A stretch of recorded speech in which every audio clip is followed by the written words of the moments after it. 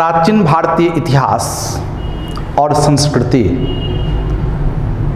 का एक महत्वपूर्ण अध्याय जिसे हम लोग बौद्ध धर्म के नाम से जानते हैं। बौद्ध धर्म, बौद्ध दर्शन, इसका नामकरण किया गया है 6ठी शताब्दी ईसा पूर्व आते आते, अर्थात वैदिक काल के अंत होते होते भारतीय समाज में, भारतीय धर्म में, भारतीय दर्शन में यज्ञ प्रथा, बलि प्रथा, कर्मकांड आदि की बहुलता जगजाहिर हो रही थी। मोक्ष की प्राप्ति हेतु अब बड़े बड़े कर्मकांड करना, यज्ञ करना, पशुओं की बलि देना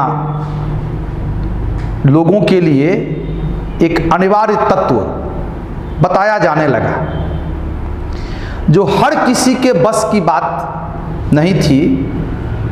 और ऐसी परिस्थिति में समाज में कई ऐसे विचारकों का उदय हुआ जिन्होंने यज्ञ प्रथा, बलि प्रथा, कर्मकांड आदि की महत्ता को चुनौती दिया एवं आमजनों को यह विश्वास दिलाया कि आप सरलतापूर्ण, सादगीपूर्ण जीवन व्यतीत करके बिना किसी कर्मकांड के भी मोक्ष की प्राप्ति कर सकते हैं, अर्थात अपने इस जन्म को सार्थक बना सकते हैं। इसी में एक महात्मा बुद्ध थे जिन्हें बौद्ध धर्म का प्रवर्तक माना जाता है। बौद्ध धर्म का प्रवर्तक महात्मा बुद्ध। और महात्मा बुद्ध और बौद्ध धर्म की संपूर्ण जानकारी को हम लोग दो भागों में बांट कर देखेंगे, दो पार्ट में बांटेंगे। सबसे पहला होगा बुद्ध का जीवनी, बुद्ध का जीवनी होगा, और दूसरा जो पार्ट होगा उसे हम लोग बुद्ध का दर्शन के नाम से या बुद्ध के विचार के नाम से या बौद्ध धर्म के नाम से जानते हैं। जो अभ्यर्थी संघ लोक सेवा आयोग, बिहार लोक सेवा आयोग, प्रांतीय लोक सेवा आयोग या किसी भी प्रकार के एग्जाम में बैठते हैं उनके लिए तो उपयोगी है ही, साथ ही आम जनों के लिए भी ये जानना, बौद्ध धर्म के विषय में जानकारी हासिल करना काफी लाभप्रद होगा। सबसे पहले हम बताएं महात्मा बुद्ध के जीवनी के विषय में। तो जैसा कि चर्चा किए हम आपके बीच कि जब भारतीय समाज में कर्मकांडों की बहुलता थी, उसको चुनौती देने में महात्मा बुद्ध अग्रणीय भूमिका निभाई। महात्मा बुद्ध का जन्म 563 ईसा पूर्व में, जगह है लुम्बिनी, जो नेपाल की तराई में स्थित है। कपिलवस्तु एक जगह है, वहीं लुम्बिनी। तो लुम्बिनी में महात्मा बुद्ध का जन्म हुआ 563 ईसा पूर्व में, ईसा पूर्व में। महात्मा बुद्ध के पिता का नाम शुद्धोधन था, शुद्धोधन। और बुद्ध की माता महामाया थी, जो कोलीय गणराज्य की कन्या थी। ऐसा माना जाता है कि बुद्ध के जन्म के ठीक बाद माता महामाया का निधन हो गया और इसीलिए बुद्ध का पालन पोषण, लालन पालन मौसी गौतमी प्रजापति के द्वारा किया गया। जो उनकी विमाता भी, सौतेली माँ भी बनी। तो गौतमी प्रजापति ने बुद्ध का बचपन का पालन पोषण किया। महात्मा बुद्ध के बचपन का नाम, यानी कि जन्म जब हुआ, उनका नाम सिद्धार्थ रखा गया। सिद्धार्थ उनके बचपन का नाम था। बुद्ध शाक्य कुल के क्षत्रिय थे, यानी क्षत्रिय जाति से संबंधित, और कुल था उनका शाक्य, और बुद्ध का गोत्र गौतम गोत्र था। गोत्र था गौतम, गौतम गोत्र से हुए संबंधित गौतम गोत्र। महात्मा बुद्ध के विषय में कहते हैं कि जब उनका जन्म हुआ तो जन्म के कुछ ही समय के बाद, कुछ ही वर्षों के बाद, कुछ ज्योतिषी ने, सन्यासी ने बुद्ध के विषय में भविष्यवाणी किया। वे ज्योतिषी थे कालदेव और कौंडिल्य, कालदेव और कौंडिल्य, कालदेव और कौंडिल्य। और उन्होंने अपने भविष्यवाणी में कहा कि यह बालक कालांतर में बहुत बड़ा चक्रवर्ती सम्राट बन सकता है, या महान तपस्वी, बहुत बड़ा भिक्षुक, बहुत बड़ा साधु, बहुत बड़ा संत ये बन सकता है। और किसी भी पिता के लिए पुत्र सन्यासी बन जाए तो पिता इसे परहेज करते हैं, क्योंकि वो समझते हैं कि उन्हीं की भांति सृष्टि के निर्माण में पुत्र का भी योगदान हो। और इसीलिए जब बुद्ध मात्र 16 वर्ष की आयु के थे, बुद्ध का विवाह यशोधरा नामक कन्या के साथ किया गया। यशोधरा, और कहते हैं इस कन्या से बुद्ध को एक पुत्र की प्राप्ति हुई, जिसका नाम था राहुल की प्राप्ति हुई। एक पुत्र मिला बुद्ध को, राहुल। परंतु ये पारिवारिक जीवन, ये भौतिक जीवन, ये सांसारिक जीवन बुद्ध को अपने बंधन में बांध नहीं सका। बुद्ध बचपन से ही चिंतनशील रहते थे, मननशील रहते थे, और इसी वजह से बुद्ध 29 वर्ष की अवस्था में, 29 वर्ष की अवस्था में अपने गृह का परित्याग कर दिया। अपने परिवार, पत्नी, बच्चे आदि को उन्होंने छोड़ दिया, और इस गृह त्याग हेतु बुद्ध को 4 दृश्यों ने प्रेरित किया। यानी कि बुद्ध के भीतर 4 प्रकार के दृश्यों ने गृह त्याग का विचार प्रबल कर दिया। और इन 4 विचारों में, 4 दृश्यों में, 4 घटनाओं में, जो पहली घटना थी, बुद्ध ने एक वृद्ध व्यक्ति के शरीर, उनके जर्जर शरीर को देखा और लगा कि हर व्यक्ति को एक समय इसी अवस्था को वर्णन करना होगा, इसी में पहुंचना होगा। दूसरा दृश्य देखा बुद्ध ने, एक बीमार व्यक्ति को कराहते हुए व्यथित मुद्रा में एक बीमार व्यक्ति को देखा बुद्ध, जिससे काफी वो निराश हुए। और फिर बुद्ध ने जो तीसरा दृश्य देखा वो था एक मृतक व्यक्ति का, जो शव यात्रा होता है। जब किसी व्यक्ति की मृत्यु हो जाती है, उस श्मशान में ले जाते हैं और परिवार के लोग जो रोते हैं, बिलखते हैं, दुख मनाते हैं, गम मनाते हैं। बुद्ध ने इस दृश्य को देखा, इससे भी निराशा हुई। और चौथा दृश्य ने बुद्ध के लिए एक सन्यासी का दृश्य था।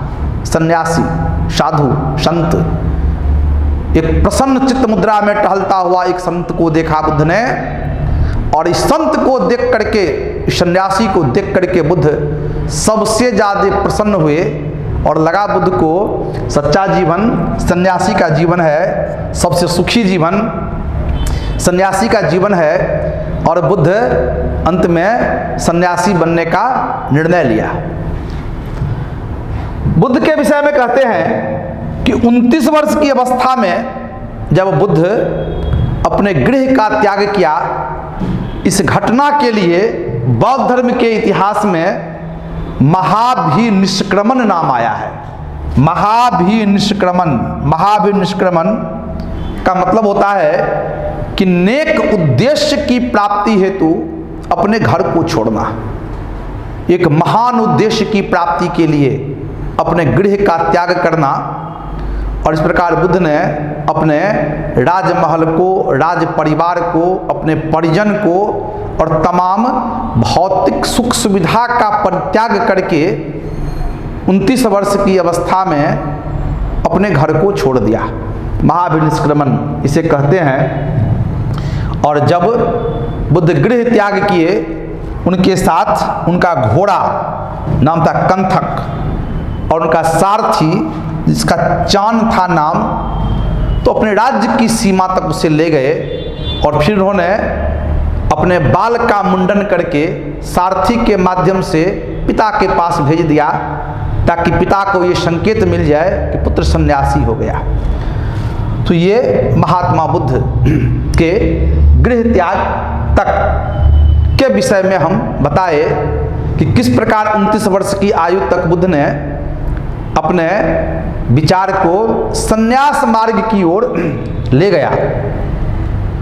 जब महात्मा बुद्ध अपने गृह का त्याग किए, तो गृह त्याग के उपरांत बुद्ध सबसे पहले वैशाली पहुंचे। वैशाली, वे कपिलवस्तु से वैशाली आए और वैशाली में उनकी मुलाकात अलार कलाम के साथ हुई। अलार कलाम जो बुद्ध के सबसे पहले गुरु हुए गृह त्याग के उपरांत, और अलार कलाम से इन्होंने शिक्षा ग्रहण करने के उपरांत अगला पड़ाव, अगली यात्रा उन्होंने राजगृह के लिए किया।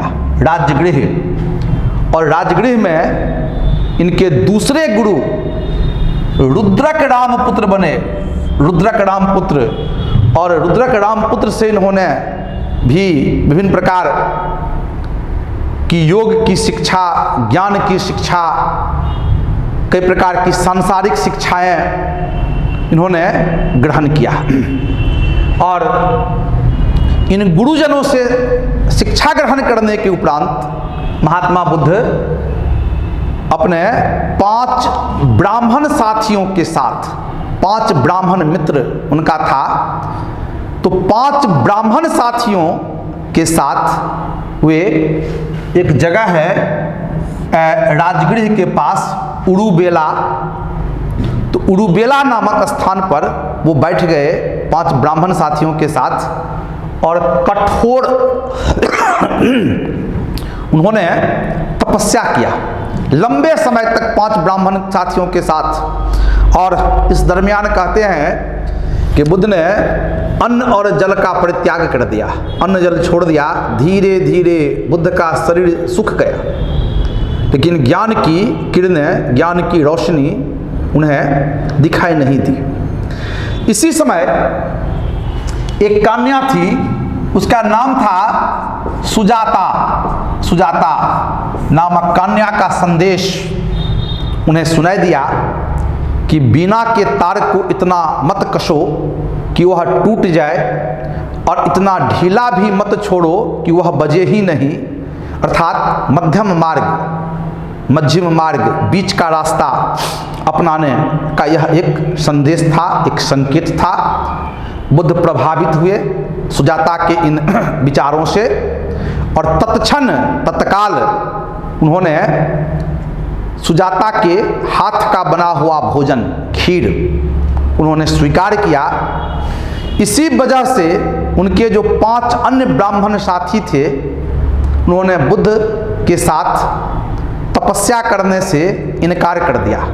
उन्होंने कहा बुद्ध पथभ्रष्ट हो गए, उन्होंने भोजन कर लिया। और वे 5 ब्राह्मण साथी उरुबेला छोड़कर सारनाथ चले गए। महात्मा बुद्ध भी उरुबेला छोड़कर आज का जो वर्तमान बोध गया है, जिसको गया कहते थे पहले, अब ये बोध गया के नाम से प्रचलित है, तो बोध गया आज के संदर्भ में बोध गया पहुंचे और बोध गया में महात्मा बुद्ध अकेले, उन्होंने निरंजना नदी के किनारे, जिसको फल्गु के नाम से जानते हैं, और वृक्ष था यहाँ एक पीपल वृक्ष के नीचे, तपस्या करना शुरू कर दिया अकेले। महात्मा बुद्ध जब यहाँ तपस्या कर रहे थे तो विभिन्न प्रकार के लौकिक और अलौकिक शक्तियों ने बुद्ध के तपस्या में बाधा डालने की चेष्टा किया।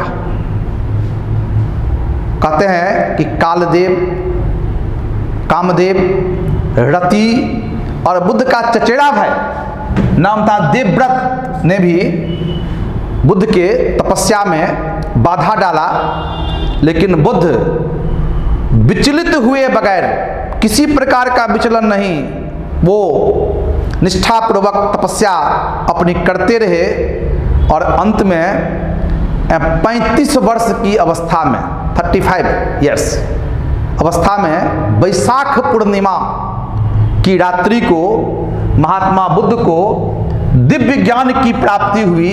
दिव्य ज्ञान, और बौद्ध धर्म के इतिहास में इस घटना को हम लोग कहते हैं निर्वाण। निर्वाण या इसे संबोधि भी कहते हैं, निर्वाण कहते हैं या संबोधि कहते हैं। इस प्रकार 35 वर्ष की अवस्था में बुद्ध को ज्ञान की प्राप्ति हुई और अब तक बुद्ध जो सिद्धार्थ के नाम से विख्यात थे, उनका अब नामकरण बुद्ध हो गया। बुद्ध का मतलब होता है बुद्धिमान, जिनको ज्ञान मिल गया वो बुद्ध हो गए। और इस प्रकार बुद्ध अपने ज्ञान प्राप्ति के उपरांत जीवन भर अपने विचारों, अपने दर्शनों या उन्होंने जो ज्ञान पाया था उसे घूम घूम कर लोगों के बीच प्रसारित करते रहे और अंत में 80 वर्ष की अवस्था में, यानी कि 483 ईसा पूर्व में, बीसी में, उत्तर प्रदेश जगह है कुशीनगर या कुशीनारा भी कहते हैं, यहाँ महात्मा बुद्ध का निधन हो गया। कहते हैं कि उन्होंने अपने शिष्य, नाम था चुंद नाम था, के घर उन्होंने भोजन किया और उदर विकार के कारण 483 ईसा पूर्व में यहाँ बुद्ध का निधन हो गया, जिसे बौद्ध धर्म के इतिहास में महापरिनिर्वाण कहते हैं। महापरिनिर्वाण यानी बुद्ध का यहाँ निधन हो गया। बुद्ध के जीवन से जुड़ी हुई कई प्रतीक चिन्ह है। कहते हैं कि बुद्ध का जो जन्म है, इसका प्रतीक चिन्ह कमल और सार है। गृह त्याग किया उन्होंने, इसका प्रतीक चिन्ह घोड़ा है। ज्ञान प्राप्त किया, पीपल का वृक्ष है। और बुद्ध का जो निधन हुआ, स्तूप इसका प्रतीक है। तो बुद्ध के जीवन से जुड़ी हुई ये महत्वपूर्ण पहलू की यहाँ हम आपके बीच चर्चा की। प्रीलिम्स एग्जाम में इसी प्रकार के सवाल पूछे जाते हैं। सिंपल सा सवाल आपसे पूछ सकता है, यहाँ पर बहुत ज़्यादा परेशान होने की आवश्यकता नहीं है। ये फैक्चुअल सवाल है कि बुद्ध का जन्म कहाँ हुआ, जन्म स्थान कौन सा था, कहाँ वो स्थान है, बुद्ध के पिता कौन थे, बुद्ध की माता कौन थी, वो किस गणराज्य की थी। जैसा हमने चर्चा किया यहाँ पर कि कोलीय गणराज्य की वो कन्या थी। बुद्ध के बचपन का नाम क्या था, बुद्ध किस कुल के थे, महात्मा बुद्ध के विषय में किसने भविष्यवाणी किया, बुद्ध के पत्नी कौन थी, बुद्ध के पुत्र का नाम क्या था। खास करके पूछा जाता है कि बुद्ध को किन दृश्यों ने, किन विचारों ने उन्हें गृह त्याग के लिए विवश किया जैसे हमने 4 दृश्य के विषय में वार्ता की आपके साथ कि वृद्ध व्यक्ति का शरीर, बीमार व्यक्ति, मृतक व्यक्ति का शव यात्रा और सन्यासी बौद्ध धर्म के इतिहास में अर्थात महाभिनिष्क्रमण के विषय में पूछेगा।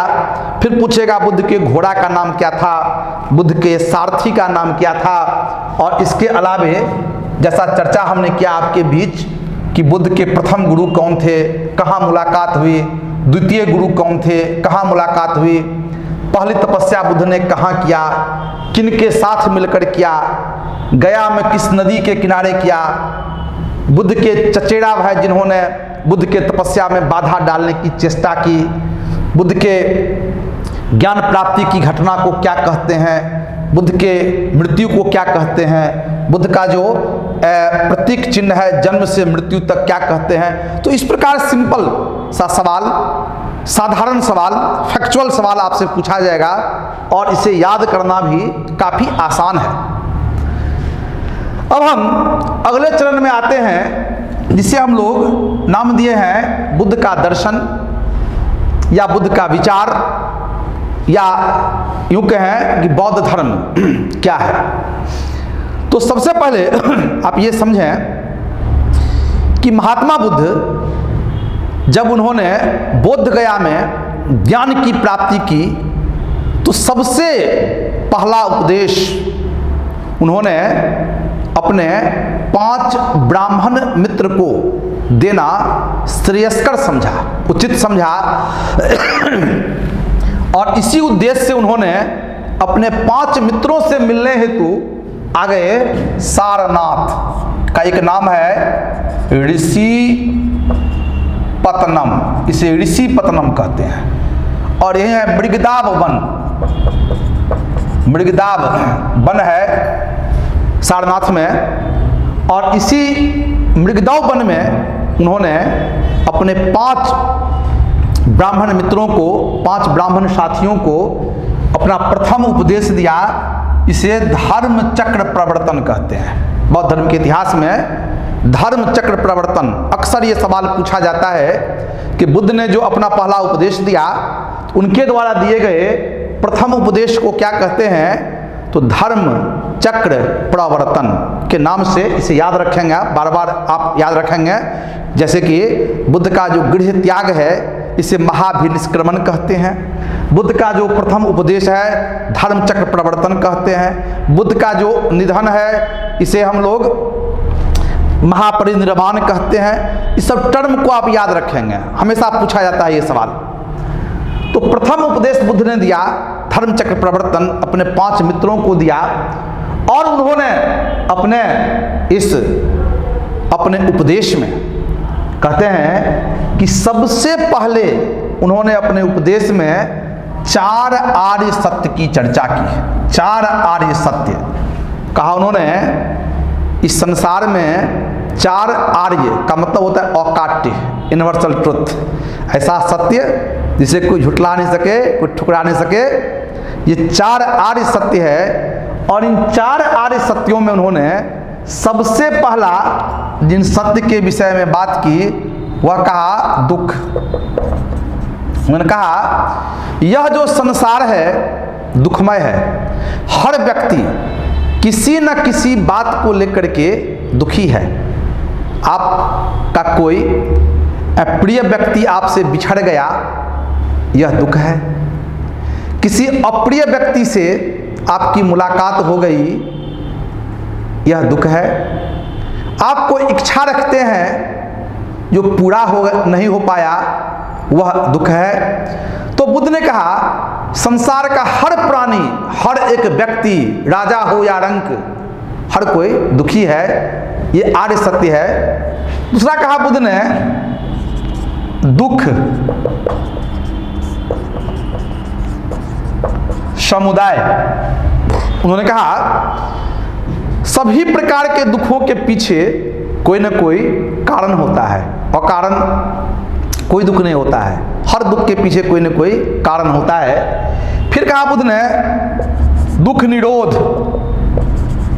दुख निरोध अर्थात दुख का निवारण संभव है। हर दुख का निवारण, ऐसा कोई दुख नहीं है जिसका निदान ना हो, दुख का निवारण संभव है। और चौथा उन्होंने कहा दुख निरोध गामिनी प्रतिपदा। हर दुख का निवारण संभव है, बशर्ते कि इसके लिए आपको ठोस उपाय करने होंगे, कुछ खास कार्य करने होंगे, इसी से आपके दुख का निवारण होगा। महात्मा बुद्ध ने समस्त दुखों का मूल कारण माना तृष्णा को। तृष्णा, उन्होंने कहा कि सभी दुखों का मूल कारण है तृष्णा। का मतलब होता है इच्छा। इच्छा, हर दुख का कारण इच्छा है, तृष्णा है। और इच्छा के पीछे सबसे बड़ा कारण अज्ञानता है।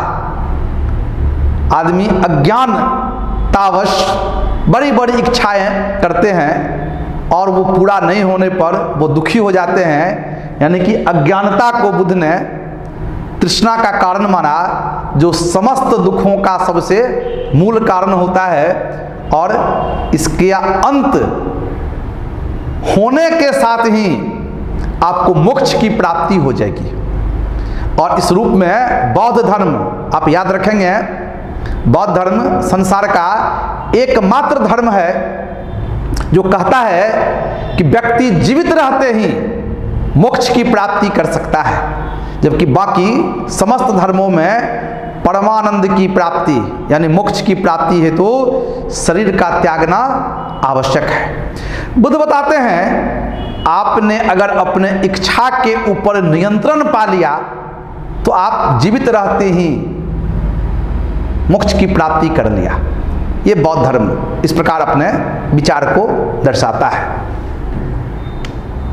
महात्मा बुद्ध ने कहा कि आखिर यह जो इच्छा है उसका नियंत्रण कैसे किया जाए, उसे नियंत्रित कैसे किया जाए। तो सबसे पहले बुद्ध ने इसके लिए अष्टांगिक मार्ग की चर्चा किया। उन्होंने कहा कि हर व्यक्ति को 8 विचारों का पालन करना चाहिए, 8 मार्ग अपनाना चाहिए, जिसे अष्टांगिक मार्ग कहते हैं। और इसी अष्टांगिक मार्ग को मध्यम मार्ग भी कहते हैं। मध्यम का मतलब होता है बीच का रास्ता अपनाना, बीच का रास्ता अपनाना, मध्यम मार्ग।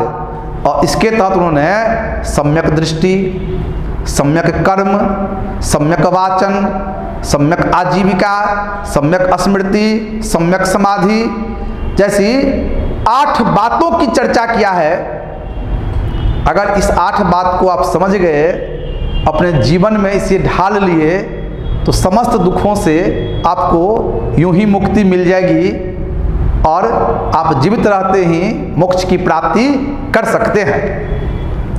इसके बाद बुद्ध ने अपने उपदेश में 10 शील की चर्चा किया, यानी कि 10 मूल बात, जैसे सत्य, अहिंसा, अस्तेय, अपरिग्रह, ब्रह्मचर्य, असमय भोजन नहीं करना, सुखप्रद बिस्तर का परित्याग करना, कामनी कंचन वेश्या का गमन नहीं करना, नशाखोरी नहीं करना, सुगंधित वस्तुओं का परित्याग करना। ये 10 शील है, 10 मूल बात है। इसे अपनाने की प्रेरणा बुद्ध ने अपने अनुयायियों को दिया। महात्मा बुद्ध ने अपने दर्शन में, अपने विचार में ईश्वर के अस्तित्व को मानने से इनकार कर दिया। कहा बुद्ध ने ईश्वर जैसी कोई शक्ति नहीं है, यानी कि बुद्ध नास्तिक थे, अनिश्वरवादी थे। बुद्ध ने ईश्वर को स्वीकार नहीं किया। इसके अलावे बुद्ध ने आत्मा के अस्तित्व को मानने से भी इनकार कर दिया। बुद्ध अनात्मवादी थे, बुद्ध अनिश्वरवादी थे। बुद्ध ने कहा कि आत्मा जैसी कोई वस्तु नहीं है, अगर है भी तो व्यक्ति के मृत्यु के साथ ही, उसके शरीर के साथ ही आत्मा का भी अंत हो जाता है। यानी बुद्ध अनात्मवादी है। लेकिन यहाँ थोड़ा सा एक कंट्रोवर्सी बुद्ध के दर्शन में उभर कर सामने आता है कि बुद्ध ने पुनर्जन्म को माना, पुनर्जन्म को स्वीकार किया उन्होंने, और कहा कि व्यक्ति का आत्मा नहीं होता है लेकिन पुनर्जन्म होता है। तो कंट्रोवर्सी ये है, अगर आत्मा नहीं है तो कैसे होगा पुनर्जन्म? तो बुद्ध ने इसके पीछे तर्क दिया कि चेतना व्यक्ति को पुनर्जन्म के लिए बाध्य करता है, और व्यक्ति के मृत्यु के समय जो थोड़ी इच्छाएं शेष बच जाती है कि यह कार्य इस जन्म में हम नहीं कर पाए, वही चेतना फिर से उन्हें पुनर्जन्म लेने के लिए बाध्य करता है। इसके अलावा बुद्ध ने कर्म फल के सिद्धांत को स्वीकार किया। उन्होंने कहा कि हर कर्म का फल होता है, और इसी संदर्भ में बुद्ध ने प्रतीत्य समुत्पाद की संकल्पना दिया। प्रतीत्य समुत्पाद, अक्सर ये सवाल पूछा जाता है कि बौद्ध धर्म का मूल सिद्धांत क्या है? प्रतीत्य समुत्पाद। प्रतीत्य का मतलब होता है इसके होने से, असमुत्पाद मतलब इसकी उत्पत्ति। प्रतीत्य का मतलब हो गया कारण, कारण, असमुत्पाद का मतलब हो गया कार्य, यानी कारण और कार्य सिद्धांत के ऊपर बुद्ध ने काफी बल दिया, और यही प्रतीत्य समुत्पाद बौद्ध धर्म का मूल सिद्धांत है। यानी कि हर घटना के पीछे कोई न कोई कारण होता है, जैसे हर इच्छा के पीछे अज्ञानता सबसे बड़ा कारण है। महात्मा बुद्ध ने अपने जीवन काल में घूम घूम कर, खास करके बिहार और उत्तर प्रदेश के क्षेत्रों में अपने विचारों का, अपने उपदेशों का सर्वाधिक प्रसार किया। वो पदयात्रा करते थे, और इस संदर्भ में बौद्ध धर्म में त्रिरत्न का विशेष महत्व है। त्रिरत्न, तीन रत्न, और त्रिरत्न में पहला है बुद्ध, मतलब खुद बुद्ध, दूसरा धम्म, मतलब कि बौद्ध धर्म, बुद्ध का जो विचार है, बुद्ध का जो उपदेश है, और तीसरा है संघ, यानी कि संगठन। और कहा भी गया है बुद्धम शरणम गच्छामि, धम्मम शरणम गच्छामि, और संघम शरणम गच्छामि। बौद्ध धर्म में त्रिरत्न कहते हैं, बुद्ध धम्म और संघ, यानी कि बुद्ध में विश्वास करें, बौद्ध धर्म में विश्वास करें, और बौद्ध संघ में अविश्वास करें। इसे बौद्ध धर्म का त्रिरत्न कहते हैं। महात्मा बुद्ध ने अपने विचारों के प्रसार के लिए संघ, यानी कि संगठन बनाया उन्होंने, संघ, और कहा कि कोई भी 20 वर्ष के आयु का व्यक्ति बौद्ध संघ का अस्थायी अध्यक्ष बन सकता है, अस्थायी सदस्य बन सकता है। 20 वर्ष का व्यक्ति अस्थायी सदस्य बन सकता है, और बौद्ध संघ में ही बौद्ध धर्म से जुड़े हुए सभी प्रकार के विषय वस्तुओं का निर्णय लिया जाता था। यानी कि जो भी विवाद उभर कर सामने आते थे, जो नए विचार आते थे, वो बौद्ध संघ में उसे सबसे पहले रखना अनिवार्य होता था। प्रत्येक अमावस्या और पूर्णिमा को बौद्ध संघ की बैठकें होती थी, और इसी बैठक में गणतांत्रिक तरीका से हर मुद्दा पर निर्णय लिया जाता था। कहते हैं कि आरंभ में बुद्ध के शिष्यों ने उन्हें सलाह दिया कि महिलाओं को संघ में शामिल नहीं किया जाए, और बुद्ध खुद भी इन बात में विश्वास रखते थे कि महिलाओं का यदि प्रवेश हो जाता है संघ में, तो हो सकता है संघ इससे प्रभावित होगा और बौद्ध धर्म को इसका खामियाजा भुगतना पड़ेगा। इसीलिए महिलाओं के संघ में प्रवेश के बुद्ध खिलाफ थे। लेकिन अपने मित्र, अपने सबसे प्रिय शिष्य, नाम था उनका आनंद, के कहने पर बुद्ध ने महिलाओं को संघ में प्रवेश देने पर सहमत हो गए और सबसे पहले बौद्ध संघ में जिन महिलाओं को प्रवेश मिला वो बुद्ध की मौसी थी गौतमी प्रजापति। सबसे पहली महिला गौतमी प्रजापति थी जिसको संघ में प्रवेश मिला। और पुनः बुद्ध वैशाली की नगर वधू, वैशाली की गणिका, आम्रपाली नाम था उनका, आम्रपाली को भी बुद्ध ने संघ में प्रवेश की अनुमति दिया, जो बुद्ध का एक क्रांतिकारी निर्णय था और खास के आनंद के विचारों से। लेकिन बुद्ध ने यहाँ ये कह डाली कि अब बौद्ध संघ 500 वर्ष से अधिक समय तक ही चल पाएगा, उससे लंबे समय तक चलना बड़ा मुश्किल हो जाएगा। ऐसा बुद्ध ने अपना विचार व्यक्त किया। महात्मा बुद्ध ने अपना सर्वाधिक उपदेश श्रावस्ती में दिया।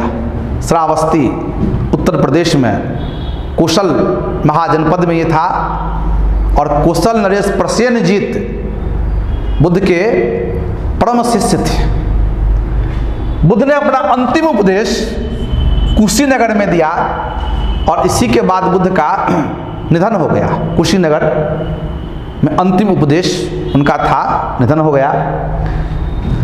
और महात्मा बुद्ध जब तक जीवित रहे उन्होंने बौद्ध धर्म को काफ़ी आगे बढ़ाने की चेष्टा किया, लेकिन बुद्ध के निधन के साथ निस्संदेह कुछ समय तक तो बौद्ध धर्म का विकास अवश्य हुआ, लेकिन आने वाले समय में बौद्ध धर्म के विकास पर एक ग्रहण लगा।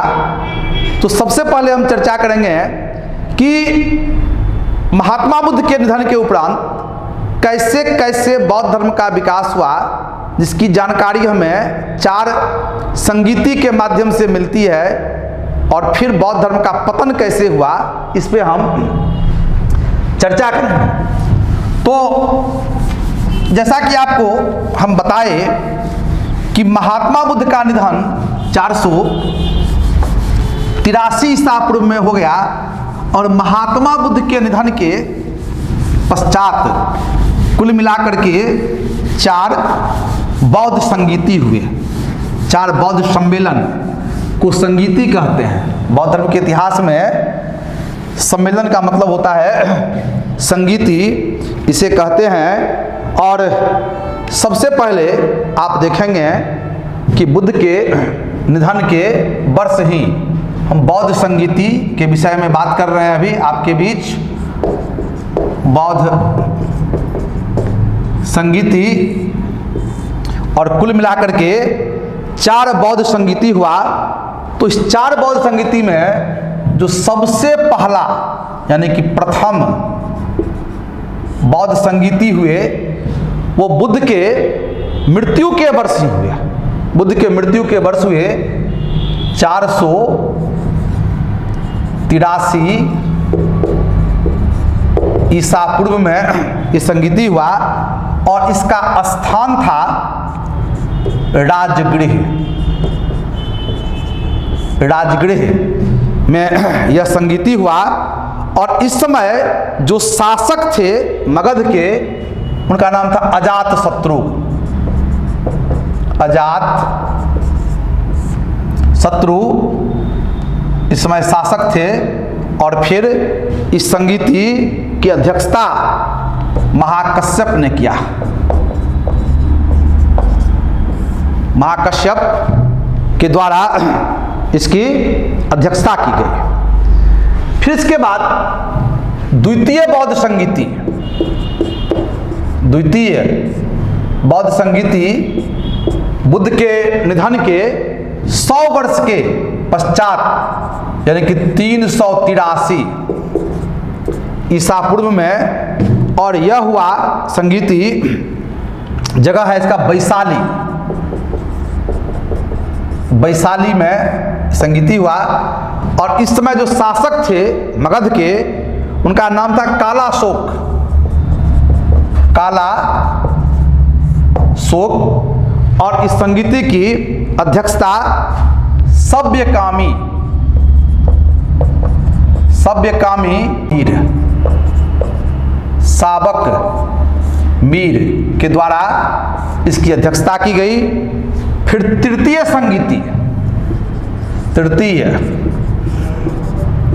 संगीति लगभग 250 ईसा पूर्व में हुआ पाटलिपुत्र में अशोकाराम विहार है। अशोकाराम विहार हुए ये हुआ, और इस समय शासक थे अशोक का इस समय शासन था। और इसकी अध्यक्षता मोगली पुत्र तिष्ठ ने किया। मोगली पुत्र तिष्ठ के द्वारा इसकी अध्यक्षता की गई। और फिर हम लोग बात करेंगे चतुर्थ बौद्ध संगीति, और ये लगभग 101 ईस्वी में हुआ। जगह है कश्मीर का कुंडलवन में हुआ। शासक था इस समय कनिष्क, और इस संगीति की अध्यक्षता वसुमित्र ने किया, और इसके उपाध्यक्ष थे अश्वघोष।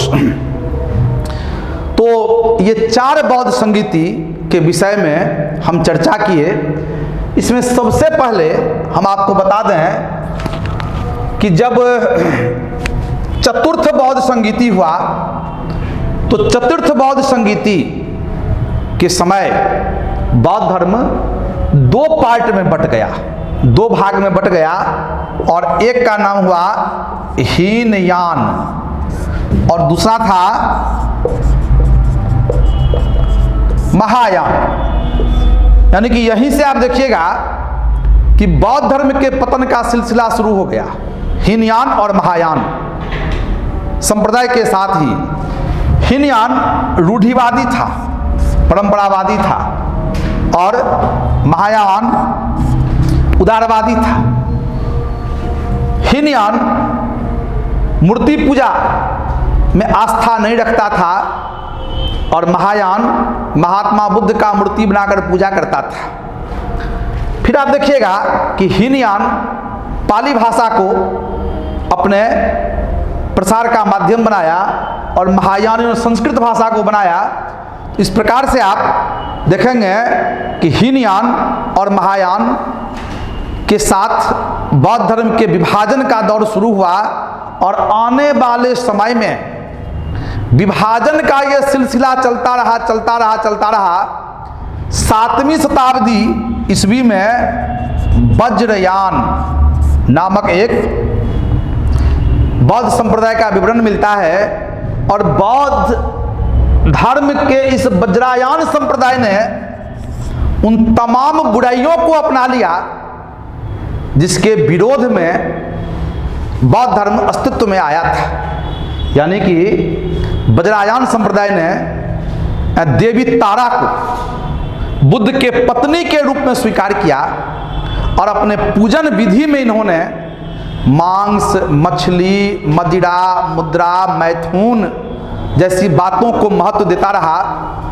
और इस प्रकार बौद्ध धर्म में कई बुराइयां धीरे धीरे प्रवेश करने लगी, और अंत में आप देखिएगा कि 12वीं शताब्दी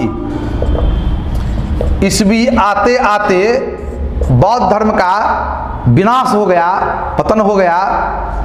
और इस बौद्ध धर्म के विनाश के पीछे कई कारण, जैसे बौद्ध धर्म का विभाजन होना, बौद्ध धर्मावलंबियों के द्वारा कई बुराइयों को अपना लेना, फिर बौद्ध संघ के सदस्यों के द्वारा अपने विचारों के प्रचार के लिए पद यात्रा न कर, गांव-गांव न जाकर अपने मठ में ही लोगों को आने के लिए विवश करना, फिर इन संतों के द्वारा लोगों को बड़े पैमाने पर दान देने के लिए बाध्य करना। इसके अलावा देखिएगा कि ब्राह्मण धर्म का पुनरुत्थान, सबसे बड़ा जो बौद्ध धर्म के पतन का कारण बना वो था इस्लामी आक्रमण। 8वीं शताब्दी ईस्वी से आप देखिएगा कि बड़े पैमाने पर भारत पर मुस्लिम आक्रमण शुरू हुआ। सबसे पहले सिंध के ऊपर अरब आक्रमण हुए और आने वाले समय में महमूद गजनबी के आक्रमण हुए, मोहम्मद गोरी का आक्रमण हुआ और इस प्रकार 12वीं शताब्दी ईस्वी आते आते भारत में बौद्ध धर्म का करीब करीब पतन हो गया। अब चर्चा करेंगे हम कुछ बौद्ध साहित्य के विषय में, कुछ बौद्ध साहित्य के विषय में जो हमें न सिर्फ बौद्ध धर्म बल्कि तत्कालीन भारत के विषय में मार्गदर्शन करता है, जानकारियाँ देता है। और इन बौद्ध साहित्य में जो सबसे महत्वपूर्ण है उसे त्रिपिटक कहते हैं हम लोग। त्रिपिटक, 3 पिटक कहते हैं। इसमें त्रिपिटक में एक है सुत्त पिटक, दूसरा विनय पिटक, तीसरा अभिधम्म पिटक। और सुत्त पिटक जो है इसमें हमें महात्मा बुद्ध के जीवनी के विषय में विशेष रूप से जानकारी मिलती है। विनय पिटक में बौद्ध संघ के द्वारा जिन नियमों का पालन किया जाए उसकी चर्चा मिलती है और अभिधम्म पिटक में बौद्ध दर्शन के विषय में चर्चा मिलती है। और 4 जो बौद्ध संगीति की हम चर्चा किए उसी में इस त्रिपिटक की रचना की गई, संकलन हुआ। आने वाले समय में जातक कथा जिसमें हमें महात्मा बुद्ध के 550 जन्मों के विषय में जानकारी मिलती है। फिर दीपवंश, महावंश, महाबोधि वंश, बुद्ध चरित, सौंदर्यनंद, सूत्रालंकार, सार्यपुत्र प्रकरण, मिलिंदपन्हो आदि जैसे ग्रंथों से भी हमें बौद्ध धर्म के विषय में विस्तार पूर्वक जानकारी मिलती है। इसमें मिलिंदपन्हो जो नागसेन की रचना है वो काफ़ी महत्वपूर्ण है। इसके अलावा हमें गांधार मूर्ति कला शैली, मथुरा मूर्ति कला शैली, अमरावती मूर्ति कला शैली, अजंता गुफा चित्रकला, बाघ गुफा चित्रकला आदि, आने वाले समय में पाल कला जैसे चित्रकला के माध्यम से भी हमें बौद्ध धर्म के विषय में विस्तार पूर्वक जानकारी मिलती है। इसके माध्यम से न सिर्फ बौद्ध धर्म बल्कि प्राचीन भारतीय समाज, संस्कृति, राज व्यवस्था, अर्थव्यवस्था आदि के विषय में भी विस्तार पूर्वक जानकारी हासिल होती है। नमस्कार।